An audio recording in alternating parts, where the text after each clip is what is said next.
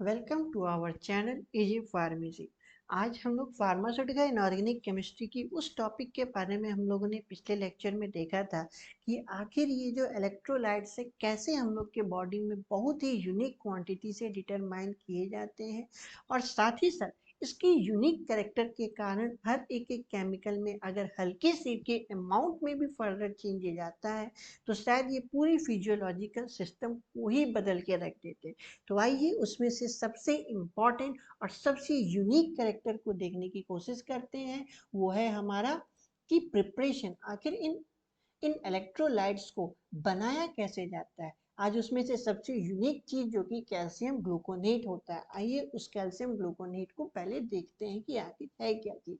Calcium gluconate की जो molecular formula है वो हमारा C12H22CaO14.H2O है और इनकी जो मॉलिक्यूलर वेट है वो 430.37 है। और आप देख सकते हैं कि इनकी जो स्ट्रक्चरल फॉर्मूला है वो आप इस बेसिस पे ड्रॉ कर सकते हैं। सो अल्टीमेटली अगर हम बात करें इनकी कुछ फिजिकल कैरेक्टरिस्टिक के बारे में, तो अगर आपके सामने ये कैल्शियम ग्लूकोनेट आता है तो आप उसे कैसे देख सकते हैं, क्योंकि हमें ये पता है कि हर केमिकल्स की एक अपनी फिजिकल कैरेक्टर होती है। उसके कैरेक्टर को अगर हम बात करें तो ये एक ऑर्डरलेस, आपको ज़्यादा स्मेल नहीं आएगा, टेस्टलेस और वाइट क्रिस्टलाइन ग्रेनुअल्स के फॉर्म में रहेंगे। मेल्टिंग पॉइंट अराउंड आपकी 120 डिग्री सेंटीग्रेड होती है और सबसे खास बात कि ये वाटर में सोल्यूबल होते हैं और इन सोल्यूबल इन इथेनॉल। जैसा आपने देखा पहले लेक्चर में हम लोगों ने देखा था कि आइडियल प्रॉपर्टी एक इलेक्ट्रोलाइट्स की क्या होती है कि वो एक वाटर सोल्यूबल कंपोनेंट होना चाहिए। अगर वाटर सोल्यूबल ना हो तो शायद वो आइडियल कैरेक्टर को नहीं, और देखिए कैल्शियम ग्लूकोनेट उस कैरेक्टर को फॉलो भी करता है। तो आइए उसकी प्रिपरेशंस और उसकी कुछ प्रॉपर्टीज के बारे में पढ़ने की कोशिश करते हैं। हमारा जो प्रिपरेशन है कैल्शियम ग्लूकोनेट का, कैल्शियम ग्लूकोनेट एक तरीके का, अगर इनका प्रोडक्शन की बात करें तो ये एक इलेक्ट्रोलाइटिक ऑक्सीडेशन के थ्रू बनाए जाते हैं। ग्लूकोज का जब ऑक्सीडेशन होता है कैल्शियम ग्लूकोनेट का, तो उस कंडीशन में क्या होता है कि हमारी जो सोडियम ब्रोमाइड है, सोडियम ब्रोमाइड को एज इलेक्ट्रोलाइट का यूज करते हैं सेल में हैविंग द ग्रेफाइट इलेक्ट्रोड। अब देखिए यही चीज यहाँ लिखा है, calcium gluconate is produced by the electrolytic oxidation of glucose that dissolves in sodium bromide solution used as electrolyte in in a cell having a graphite electrode। उसी case में जो ग्लूकोनिक एसिड है उसका फॉर्मुलेशन हो जाता है,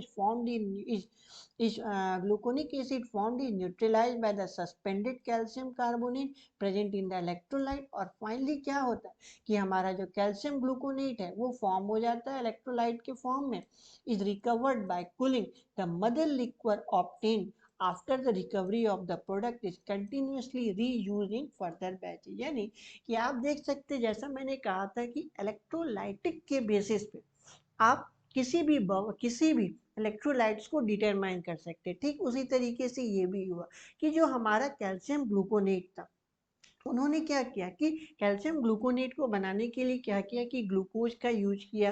glucose का आप एक फर्दर सपोज हम मानते हैं कि एक बीकर में इसे हम बना रहे हैं, तो अल्टीमेटली क्या हुआ कि यहाँ पे था आपका ग्लूकोज।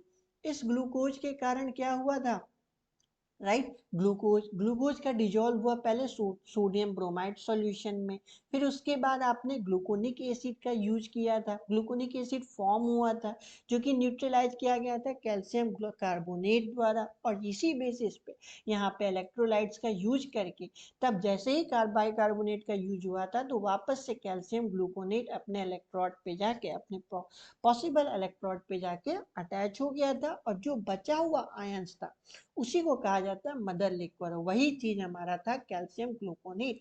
कैल्शियम ग्लूकोनेट इलेक्ट्रोलाइट और फिर further recovered by cooling the mother liquid, यही था हमारा कैल्शियम ग्लूकोनेट। और फर्दर हम इसे बैच आउट कर देंगे और अदर बैचेज के लिए हम लोग यूज कर सकते हैं। सो अल्टीमेटली क्या हुआ कि कैल्शियम ग्लूकोनेट भी अपने इलेक्ट्रोलाइट्स की जो आयनिक कंसेंट्रेशन थी उसी के बेसिस पे इसको भी देखा गया, और फर्दर इसी कंडक्टिविटी के कारण ही तो आज कैल्शियम ग्लूकोनेट बन सका।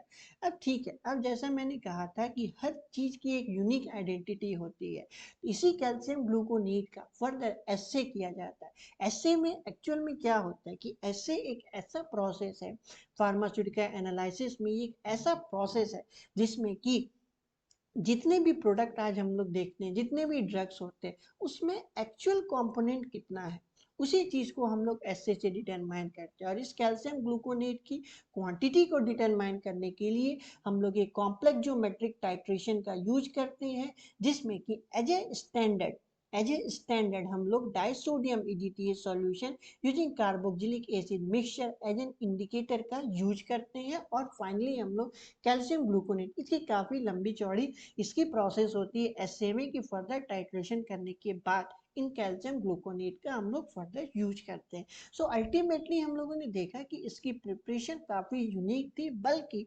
जितने भी आज हम लोग देख सकते हैं इलेक्ट्रोलाइट के बेस जितने भी केमिकल्स हैं, वो सब ऑलमोस्ट इन्हीं बेसिस पे किए जाते हैं, इलेक्ट्रोलाइटिकली उसे डिटरमाइन भी किया जाता है।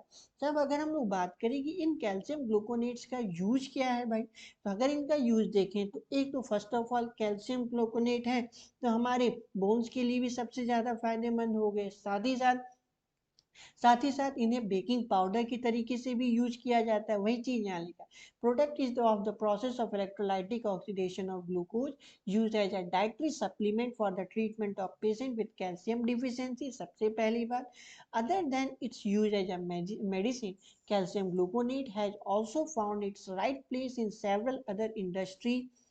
It is used instead of fruit acid in making the fruit jellies and baking powder.